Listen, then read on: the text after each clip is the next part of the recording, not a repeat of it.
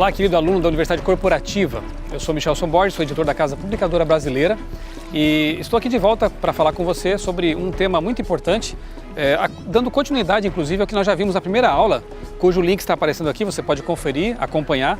Discutimos ali as origens das ideias de Darwin. Eu acho que vale a pena você também acompanhar, assistir aquela aula. Mas hoje o tema é bastante palpitante também e eu creio que talvez você já tenha até enfrentado isso na sala de aula. Quem sabe algum aluno tenha perguntado a você, mas por que eu não posso, quem sabe, mesclar evolução com Bíblia, evolução com religião? E alguns têm feito isso e chamam esse modelo, essa hipótese, quem sabe, de evolucionismo teísta, ou seja, podemos acreditar em Deus e em Darwin ao mesmo tempo. Podemos, quem sabe, eles acham que podem, mesclar as ideias da teoria da evolução com, de alguma forma, a Bíblia. Só que, segundo alguns pesquisadores criacionistas, essa tentativa de fusão acaba gerando uma teoria ainda mais complicada, porque ela une, segundo dizem, má teologia com má ciência. E as implicações disso são muito sérias, da evolução teísta. Possivelmente seja também uma forma de evitar maiores discussões, porque se você adota essa visão um tanto liberal, de acomodação dessas ideias, você evita a discussão. Você pode sair-se com esta: não, eu até acredito realmente em Deus, mas é possível que Deus tenha criado a primeira forma de vida e ela depois foi evoluindo de forma natural, de forma não direcionada. A evolução teísta é mais ou menos isso, uma união entre teologia bíblica, ou religião apenas, e ciência, segundo eles experimental, mas eu penso que é mais filosofia do que ciência. Quais são as implicações de adotar um modelo como esse, de uma hipótese como essa?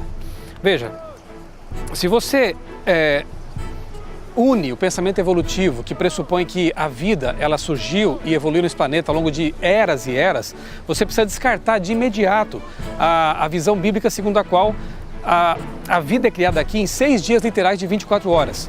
Por mais que no mundo hoje contaminado por essa cosmovisão criacionista naturalista, seja difícil de entender isso, para não violar o texto bíblico, é preciso realmente você adotar uma visão criacionista, de acordo com a Bíblia, que entende ter sido a vida criada aqui em 6 dias literais de 24 horas. Nós veremos depois quais são as implicações de abandonar essa cosmovisão e tentar adotar a visão da evolução teísta.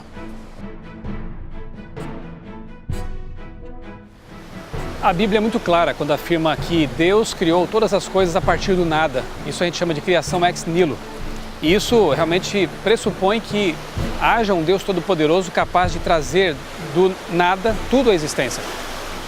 O universo foi criado dessa forma, não é? Agora, se eu abandono essa visão, essa ideia, essa crença de que há um Deus Todo-Poderoso, Criador de todas as coisas, nenhum milagre mais passa a ser possível. Como eu posso aceitar, por exemplo, que Deus tenha se feito pessoa, tenha se feito carne, tenha se encarnado aqui na Terra e nascido de uma virgem?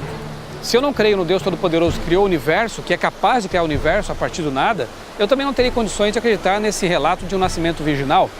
De igual maneira, eu também não posso acreditar, por exemplo, que Cristo, que é Deus encarnado, teria ressuscitado pessoas da morte.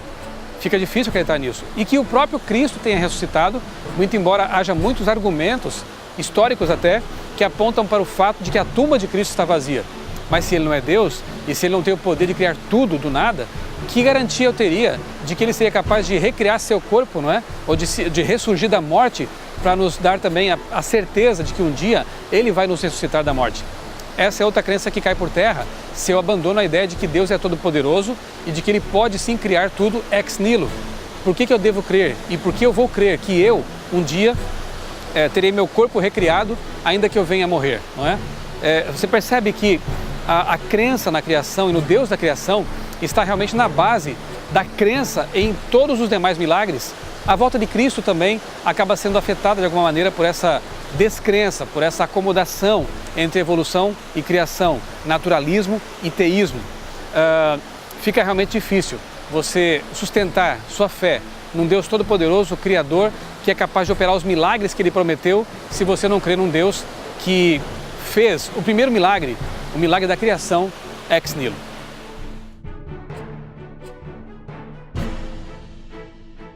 Toda vez que eu contemplo uma cena como um leão caçando uma zebra, por exemplo, isso me agride, isso me machuca, porque eu percebo que isso nunca foi plano de Deus.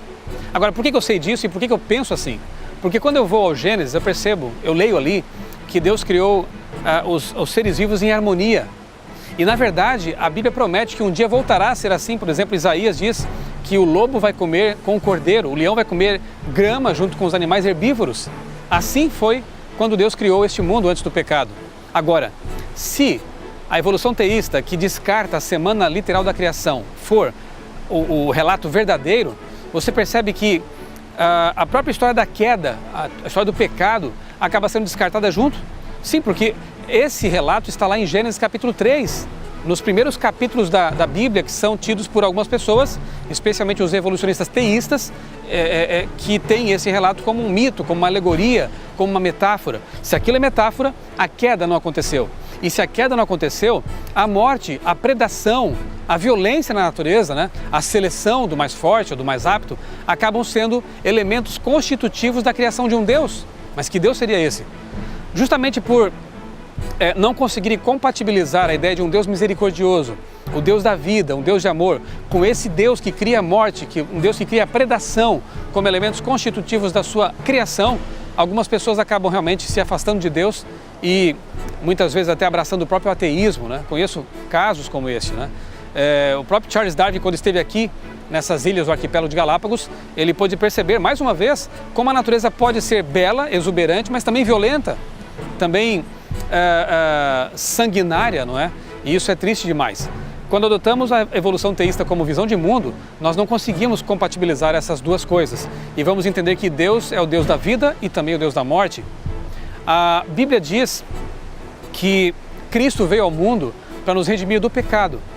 Cristo se encarnou para pagar o resgate pela queda, pelo sequestro de Adão e Eva pelo inimigo de Deus. Agora, se não houve queda, como está lá em Gênesis, o que Cristo veio fazer aqui mesmo? Jesus passa a ser apenas um mártir, quem sabe até um revolucionário, apenas isso, uma figura humana que morreu por uma causa. Mas se entendemos que o relato da criação em Gênesis é factual, é um relato histórico, aquilo que Jesus fez na cruz cobra sentido. Ele veio pagar a dívida que foi contraída lá no começo, não é? Agora, outra coisa interessante e também contraditória, se a árvore do conhecimento do bem e do mal, se a árvore da vida também que está ali, as duas estão relatadas no Gênesis, se isso não for um relato histórico, o que nos aguarda lá no paraíso restaurado, quando a Bíblia fala no Apocalipse que nós teremos acesso novamente à árvore da vida? Se a árvore de Gênesis é um mito, a árvore do Apocalipse também é um mito, não é? Então você percebe que, na verdade, quando as pessoas abandonam essa crença numa criação literal, segundo a Bíblia, segundo Gênesis, isso é como aquela brincadeira de empilhar pedras de dominó e você empurrar a primeira. Toda a teologia bíblica cai por terra. Isso é muito sério. É preciso que as pessoas percebam que, ao abandonar a cosmovisão bíblica criacionista, elas estão jogando na latrina, juntamente, várias outras doutrinas bíblicas e perdendo definitivamente a fé num Deus Criador todo-poderoso.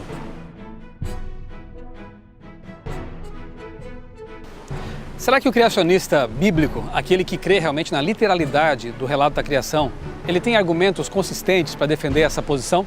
Eu creio que sim, eu adoto essa visão e pesquisei bastante para abraçar esse criacionismo que para mim é o mais coerente com os fatos. Na verdade, eu penso que se tentarmos acomodar a evolução e a criação, aí sim nós criamos contradições muito sérias, como eu espero ter feito você perceber no que eu falei ainda há pouco. Bom, se nós analisarmos a própria Bíblia, perceberemos que a semana da criação, ela está bem fundamentada ali, de forma até quando nós analisamos o próprio hebraico, não é? O dia, na linguagem hebraica, vem da palavra Yom. E Yom, quando está relacionado com o numeral, sempre será, na Bíblia, um dia literal de 24 horas. Na verdade, ocorre 150 vezes essa construção, Yom mais um dia, como?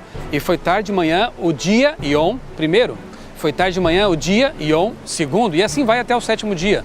Não tem como você fazer qualquer tipo de consideração diferente dessa, porque senão você vai ter que violar o entendimento da linguagem original da Bíblia. Tem outro aspecto interessante, as plantas são criadas num dia e a luz no outro, e nós sabemos muito bem que elas dependem da luz para existir, fotossíntese, não é? Se foram eras, segundo algumas pessoas, se foram eras, as plantas ficariam durante, digamos que fossem 1000 anos, não é? Elas teriam 1000 anos de escuridão e 1000 anos de dia, de luz direta, elas morreriam. Não haveria como ter plantas hoje em dia, não é? Algumas plantas também dependem de polinizadores, abelhas, por exemplo, não se reproduzem de outra forma. Se elas tivessem que esperar pela criação dos animais polinizadores por 1000 anos, por 500 anos que fosse, ou por 100 anos apenas, elas teriam se extinguido lá no começo. Então você vê que não há realmente como você harmonizar a teoria das eras com uma criação em 6 dias literais. Esse é um ponto e essa é uma questão bem complicada, né? Existem outras questões interessantes, como por exemplo, de onde vem o ciclo semanal? Nós sabemos que o dia, o ano, o mês, essas marcações de tempo dependem de movimentos astronômicos, não é? Da Lua, da Terra em volta do Sol, da Terra em torno de si mesma. Agora, de onde vem o ciclo de 7 dias que compõe a nossa semana? Não há uma relação astronômica para explicar isso. E, no entanto, nós percebemos que há ciclos também nos seres vivos. Os seres humanos, as algas, outros animais, as bactérias também, eles funcionam segundo o ciclo chamado de circa septano. Pesquisa um pouco mais depois sobre esse assunto, você vai perceber como isso é bastante interessante. Nós funcionamos em ciclos de 7. Alguns até supõem que o próprio ciclo semanal possa ter vindo desse ciclo biológico que existe e que é fato. Então há muitas marcas, né, na criação, na natureza, que apontam realmente para uma semana literal de 24 horas nas origens, lá no Gênesis. Uma outra questão bastante interessante, que nós podemos mencionar, quem sabe aqui para concluir essa nossa videoaula, é o fato de que o sábado, né, que marca a criação, que é o memorial da criação, ele é apresentado na Bíblia, lá em Êxodo capítulo 20, versos 8 a 11, justamente como essa marca, e Deus nos convida a guardá-lo justamente porque Ele fez tudo em 6 dias. Ali é dito, lembra-te do sábado para o santificar, porque em 6 dias fez o Senhor os céus, a terra, o mar e as fontes das águas. Se a semana da criação não aconteceu, como está em Gênesis, o mandamento do sábado que, segundo aqueles que estudam a Bíblia, será eterno, você percebe que Jesus guardou o sábado, seus discípulos guardaram o sábado após a morte de Cristo, e em Isaías é dito que o sábado será guardado, inclusive na nova terra. Esse mandamento tão importante, tanto quanto os demais 9, ele acaba perdendo seu sentido e fica uma lacuna tremenda na lei de Deus se nós tirarmos dali o 4º mandamento, que é o sábado. Então eu espero que você tenha percebido realmente que, ainda que você tenha liberdade para adotar qualquer tipo de cosmovisão, você não tem liberdade para violar o texto bíblico, violar os fatos. Então entenda, por favor, que Deus, em sua onisciência e onipotência, deixou registrado na Bíblia, na sua santa palavra, a versão real de como Ele criou a vida neste planeta. Eu espero que você tenha gostado desta aula e que você continue acompanhando nossas videoaulas aqui na Universidade Corporativa. Um grande abraço para você.